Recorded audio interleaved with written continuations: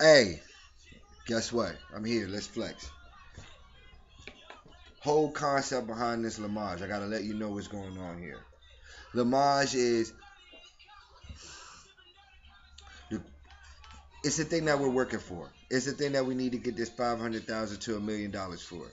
It's the thing that's gonna be able to take us to the next level. It's gonna house it and its extension, which would be a field office. Let me just relax and calm down, cause I'm getting like I'm feeling this so much. I just need to relax for just a moment.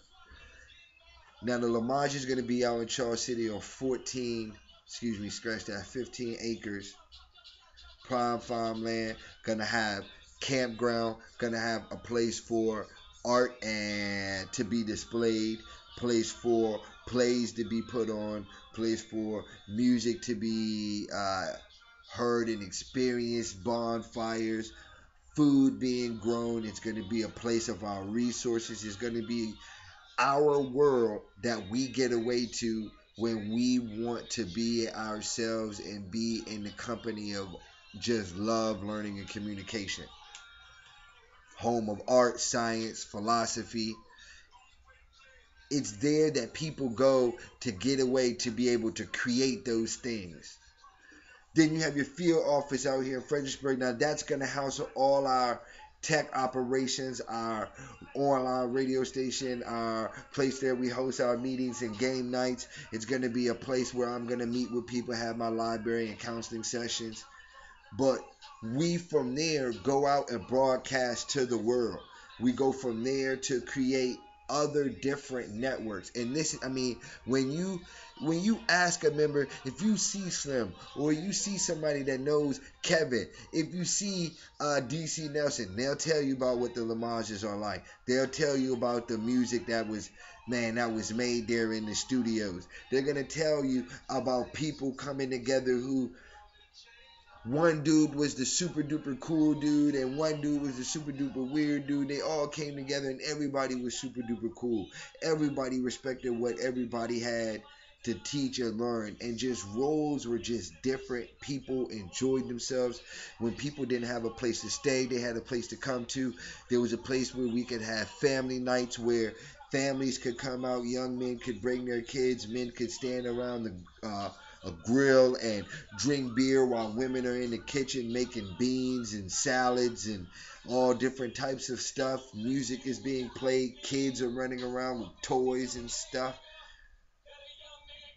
This is us. This is what we're shooting for. This is the place where when we meet those people and they want to do work, they come here to do work. We have a room set up, nothing but computers. People just sit down at computers and spread the message and network with people and post things and on top of what's going on. And it's our launch pad. From there, we launch and go out. Like from the Fredericksburg area, we bring people in and we take those people in and we send them out. And then what do we do when people go out? They bring stuff back, and then from there, from the field office, we break it down and do what it is that we have to do with it. But it's a process.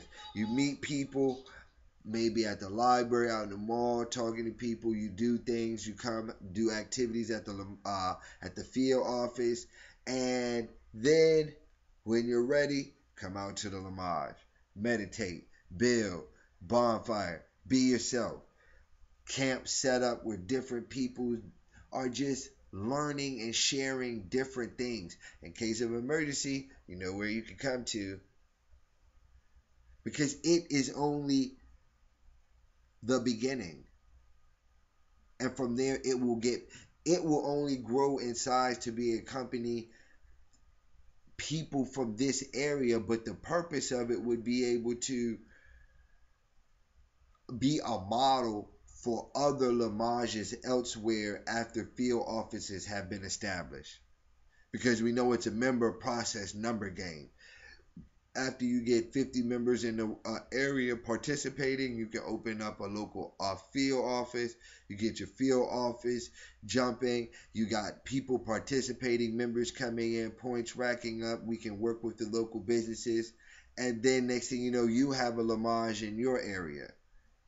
And then that Limaj and this Limaj, it becomes almost like a teleport where you come here and you bring things here and you take things from here and you take them there, and here and there are just midway points for expeditions other places. So when you go to a Limaj, you may get exposed to things from a variety of different places in that area of the Limaj. Maybe 100 miles, maybe a 500-mile radius, depending upon where the next Limaj is, where the next set of people participate. But yo, we're getting it in. I mean, you don't know what it's like to be down on your luck and know that you have somewhere to go. Know that you know what? I'm slobbery drunk and I shouldn't have got this way, but I at least know that I can go somewhere somebody will listen to me until I sober down so I don't do nothing stupid. I know that like I don't have to feel alone.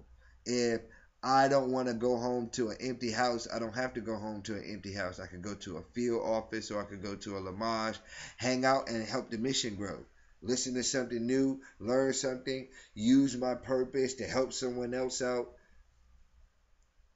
This allows us to have an area where people can always come and find love, learning, communication. That's it. We got food there, resources there, books there, entertainment there, stuff for kids there, teachers there. You should be able to even possibly, maybe even find some type of medical advice, possibly something. All depends on the members and what the members know. But we have to get it. And, oh yeah, and man, the relationship counseling. Oh man, it's gonna be so sweet. Oh man, it's gonna be so sweet, so sweet, so sweet, so sweet, so sweet. Just game nights, just an adult clubhouse for nerds and families. Everybody has a night. Everybody has a purpose. Everybody does their thing. This is where people can be themselves, pay their dues, and be able to get their spirits and crash somewhere and not have to worry about driving. Incorporates all those expenses that we would be using to have things outside of, like, because a field office is a house. It's a house. Most effectively would be a split foyer house, because a split foyer house almost act it's a two-level house, but the way it's broken down, the second level almost acts like a basement. So it allows you, like when you come in the door, a split foyer is when you walk straight through the door, and once you open the door, you can either, there really is no going straight. There is either I'm going to go up some stairs or I'm going to go down some stairs. And so those houses upstairs can be where family activity and family stuff go on, where downstairs more nightly activities go on because just of, I mean, just think about it, day and night, up and down. So, but that's where upstairs you have X amount of bedrooms where members who, you may have one bedroom that has two sets of bunk beds, where that's just where members who are down out on their luck, they don't have nowhere to go, they can come stay there. Depending upon if they have kids, they can do XYZ. They already have to be members, or they have to, for whatever circumstances, those things to be covered, but some way affiliated, they need to be a member. Then the other rooms would be for members who like come from other areas that want to work for ICU, and they want us to take care of their room and board and their uh like food and stuff. And so we take care of the room and board, we take care of the food, we give them the job, and we give them a stipend. And so they will be the ones that live in these upper areas up here. And they handle all the cleaning and taking care of the property and stuff as well for the field office. Downstairs would be where the recording studio is. Turn it down just a smidge. Downstairs would be where the recording studio is. Where usually, because when you have a split foyer, usually when you go downstairs, You either go to the right and there's a large area there with a break off room, and then you can go to the left. There's usually another large area there, and then like your washer and dryer area and all that stuff. So your area to the right could be where you host your studios. Excuse me, where you could host your like that. It's your studio area, because then there's that other room or that closet where it would actually be like your booth, or if there's another room that could actually be your meeting room for like your radio station, because the booth situation is more for impromptu stuff and practicing for when you go to the major studio, but we want to be able to broadcast the radio station. So normally when you come into the right, there's going to be an area, and then there's going to be a room. That room would be where you record radio station type stuff and do stuff like that. And then on this far wall, on the outside of the room, there will be a table set up where stuff connects into that, and that little area will be blocked off. Then you'll have this common area where people can sit around and talk and do stuff, kind of like you would at a studio. On the opposite side of the stairs to the left, that will be where you host. Like that will be another sign-in area, because 9 times out of 10 there's a door right there. That's the driveway. Uh, or either way, uh, you will have like where you host your parties and like your games, because it'll never be more than 10, 12, 15 people at the most. All the members that come there, if you're a member, if you've been there more than once, you've been inside the house more than once, then you need to have been paying $10 a month. And so that's what keeps the lights on, keeps everything going, keeps everything moving, keeps that internet flowing. And so, because we have that situation where we have people working in those from those two rooms upstairs, those people work on shifts. So there's always someone online. There's always two people doing something, working together, that live there. And these are people that, when they're not working, they're studying and they're practicing whatever gift or art or talent they have. They're either downstairs practicing recording, they're either in their room writing something, or they're drawing or studying the the book side of the art, like studying the books of different types of art and the history of artists and the mind states that artists are in when they create their art, and all those different things. It's part of a program. At the end of the program, they will be able to have learned enough to be able to master their art, and they've also created a niche within Limaj Media Group to where they can have a job and we can pay them at the end of their 9 month period. Excuse me, 6 month period. Limaj, and we can call these field offices Limaj Juniors. They're junior Limages, because they're a step away from the world, but they're not all the way ICU community. Because when you come to the Limage out in Charles City, it's like it's all or nothing out there. Like those are for those emergency situations for members. You need to get away. That's like one of the there's a lot of things that go in there, like the Underground Railroad, baby. We got the farm out there.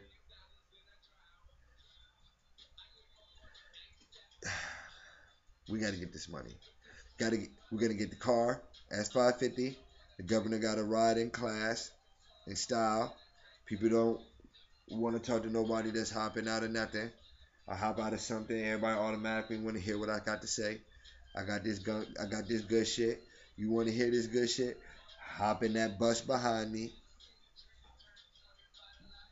So in the budget, it got to be the two vehicles. So we got radio equipment, studio equipment. We got two houses, land, two vehicles. Actually, it needs to be three vehicles. It needs to be a truck, a bus, and the X550.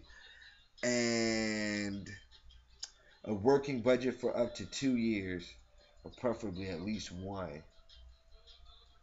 It's all or nothing. Like This is it. Who we're going to send this to? First person, and then I guarantee you it's going to work. His name is Timothy Draper. Why do I know it's going to work? Because I just so happen to have an argument with my father about California splitting in the states, and he just so happened to be a billionaire who wants to invest his money into making it happen. But not only is he a billionaire investing his money to want to make it happen, but he has a investment firm. And what does his investment firm do? It's a venture capital investment firm. Guess what? I need some venture capital. So it will only make sense for me to compose a letter to somebody who is like minded as I to give me some money, because that's what he does. He gives people money who needs to make money to do businesses. I don't need to open up a candy shop. I need to buy these 2 houses. If we want to call one of these houses a meditation center, fucking call it a meditation center. Call it a rod and gun club, because it's a members only club. It's a members only club. Only members will come to the meditation center. If you're not a member, you're not going to be there. And the meditation center, if you notice, the meditation center is all the way in Fredericksburg. The meditation center is incorporated in Fredericksburg, and their office is right beside the library. But the meditation center itself is in Caroline, which is a good 35 miles away. So what we're just saying is we need to establish this field office where our members can work, they can find child care, they can do a number of things to help improve the quality of life.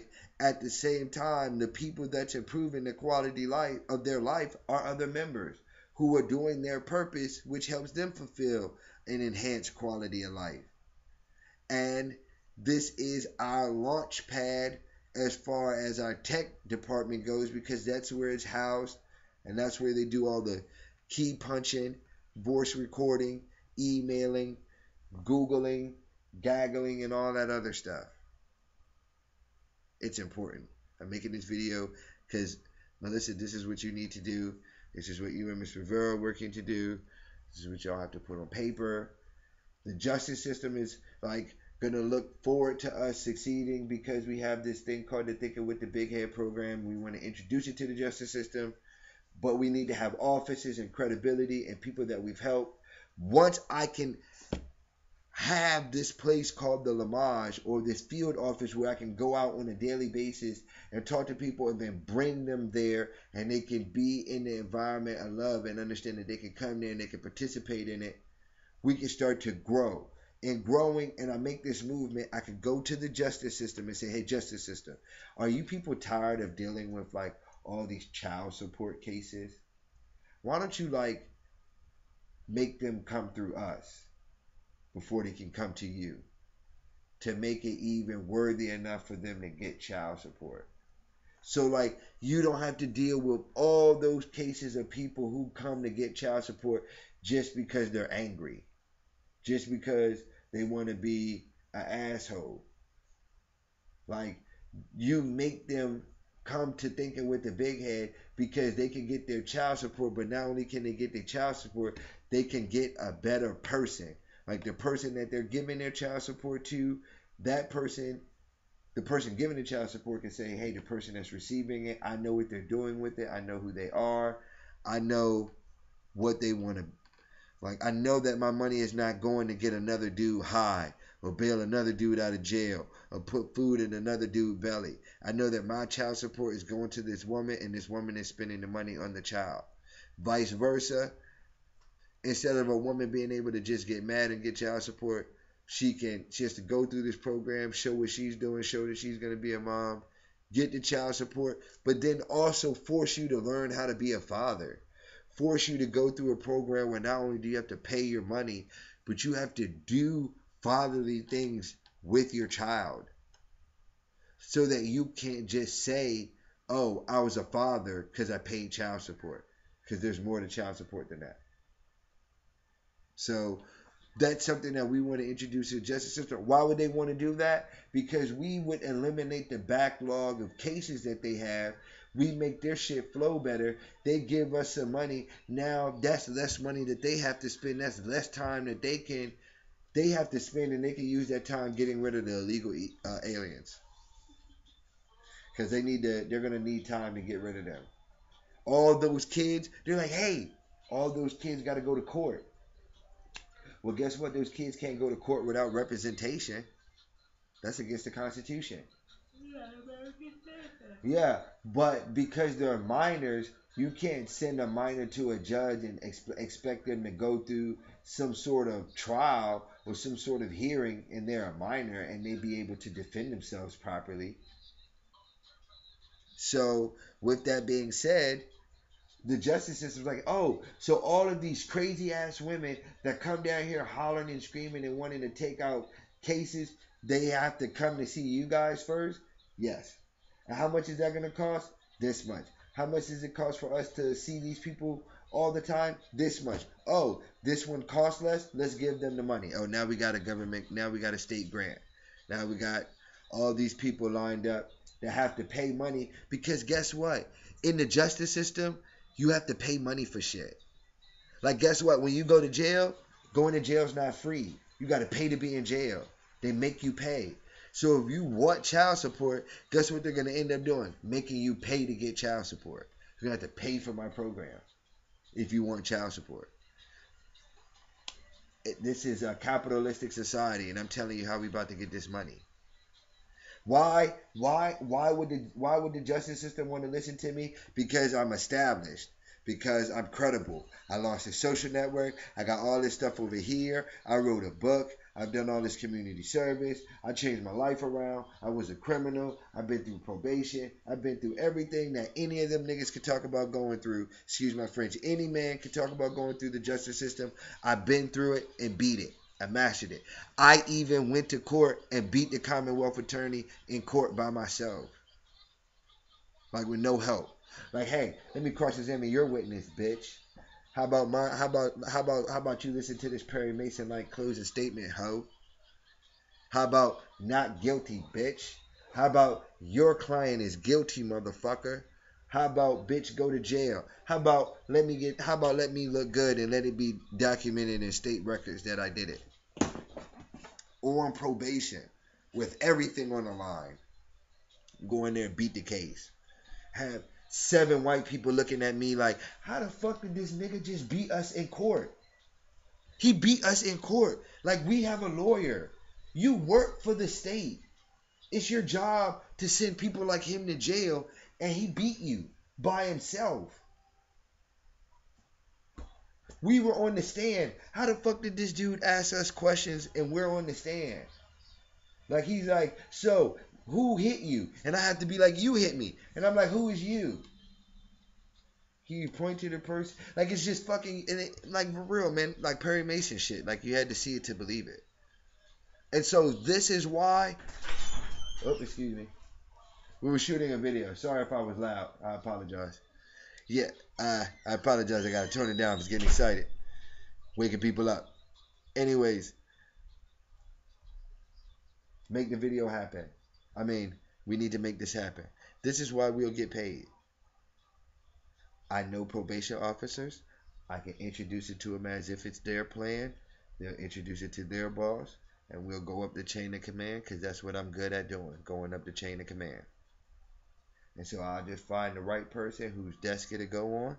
They'll take it, they'll sign off on it, and we'll get some money from the state. But we have to have these things beforehand. We have to have helped a number of people. I've had to sit down and given enough people information about their relationships where I'm credible. The book is published. And so we should be in that position in 1 year. In 3 seasons, we should be able to do that. So, but we have to win now in the summertime.